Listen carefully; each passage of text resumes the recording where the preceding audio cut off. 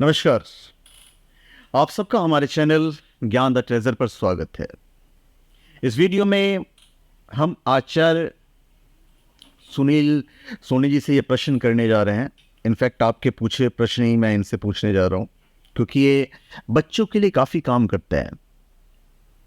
ये चाहते हैं कि बच्चे जो हमारे भारत के भविष्य हैं उनके लिए ये बहुत अच्छा करें, मतलब हमारे भारत देश के लिए करना चाह रहे हैं।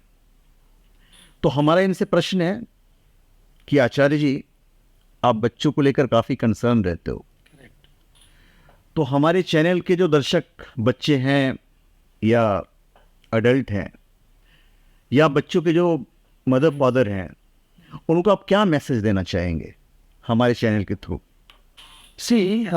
बच्चों के आजकल हम देखेंगे कि लॉकडाउन के द्वारा, जब लॉकडाउन हुआ उस टाइम पे क्या हुआ कि बच्चों को मोबाइल और लैपटॉप के आदत सी हो गई, पढ़ाई उनकी ऑनलाइन हो गई। अब वो जो पढ़ाई और उसकी कंसर्न था प्रॉपर, अब ऐसा हो गया कि लॉकडाउन ख़त्म हो गया, फिर भी वो आदतें छूटी नहीं है। और आजकल सिनेरियो ऐसा है मार्केट में कि जैसे बच्चे माँ बाप के साथ में खुल के बात नहीं कर पाते हैं, या पेरेंट्स उसको सपोर्ट नहीं कर पा रहे हैं उस तरह से, और टीचर्स जो है वो उनके साथ में इस तरह से जुड़ नहीं पा रहे हैं कि उनके जो प्रॉब्लम्स है उसको रिजॉल्व कर सके। तो ये सब जो हो रहा है उसी वजह से बच्चे जो है वो अकेले पड़ गए हैं।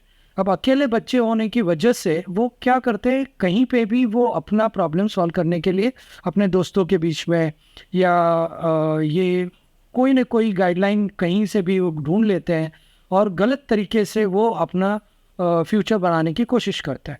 तो उनके जो गोल है उनको कोई प्रमोट करने वाला नहीं है, उनको कोई समझाने वाला नहीं है, और उनके अंदर जो एक नेगेटिविटी क्रिएट हो रही है इस वजह से, वो नेगेटिविटी जो है वो उनकी लाइफ को आगे जाके ख़राब करने के लिए तत्पर होती रहती है, क्योंकि नेगेटिविटी धीरे धीरे बढ़ती रहती है।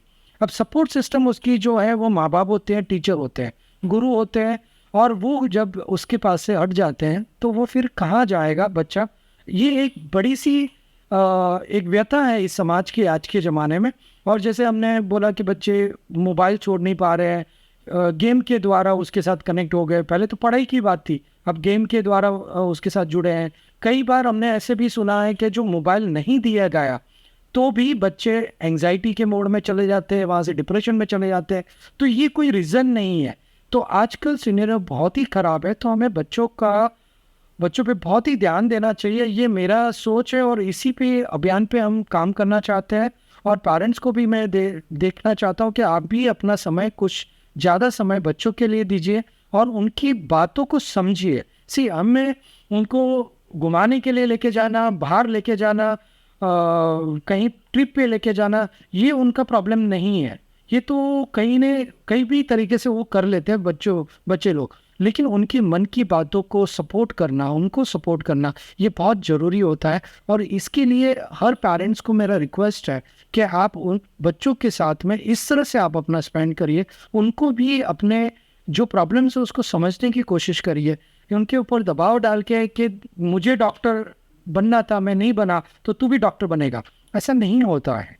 तो ये सब चीज़ें हम मार्केट में या हम हमारे अभियान के द्वारा लोगों को समझाना चाहते हैं। हम काउंसलिंग करते हैं बच्चों का, उनको सिग्नेचर एनालिसिस के द्वारा उनके मन की बात समझते हैं और फिर उनके प्रॉब्लम को रिजॉल्व करके उनके गोल को सेट करते हैं।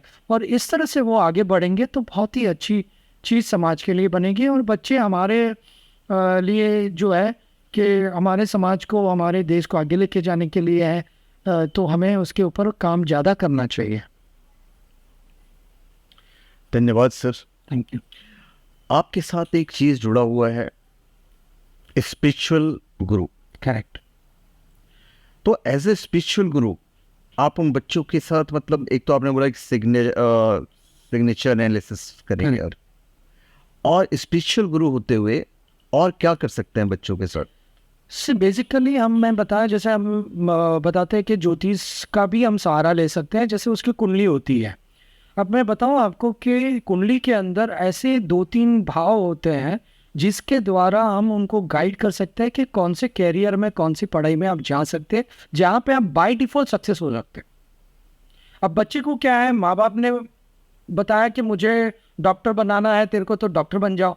बच्चा बनना चाहता है, मॉडल बनना चाहता है, तो बच्चा उसके लिए स्ट्रगल करता है। तो इस तरह से वो अपने आप स्ट्रगल कर रहा है, बट हम कुंडली के द्वारा उसको गाइडलाइन दे सकते हैं। तो ये पहला कॉन्सेप्ट है। दूसरा कॉन्सेप्ट जो है वो है सिग्नेचर एनालिसिस, जिसके द्वारा उसकी मन की बातें हम पढ़ सकते हैं और उनके दिमाग में अभी क्या चल रहा है, उसके जो पास्ट लाइफ में कुछ प्रॉब्लम्स हुआ था उसको भी हम रिजॉल्व कर सकते हैं, उसको भी ठीक कर सकते हैं।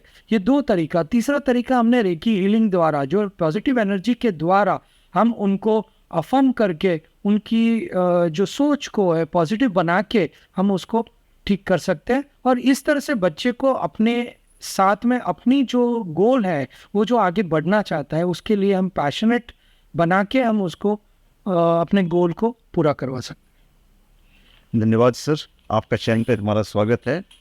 और अगला वीडियो जो हम पेश करेंगे हमारे स्पिरिचुअल गुरु आचार्य सुनील सोनी जी का, वो हमारा वीडियो होगा कि वास्तुशास्त्र, एस्ट्रोलॉजी, न्यूमरोलॉजी और बहुत सारी जो चीज़ें हैं क्या एक दूसरे से कनेक्टेड है। तो अगला वीडियो हमारा ज़रूर देखिएगा, जहाँ पे इन सब सारी चीज़ों पे स्पिरिचुअल गुरु आचार्य सुनील सोनी जी आपके सामने पेश करेंगे या उसके बारे में बताएंगे। धन्यवाद।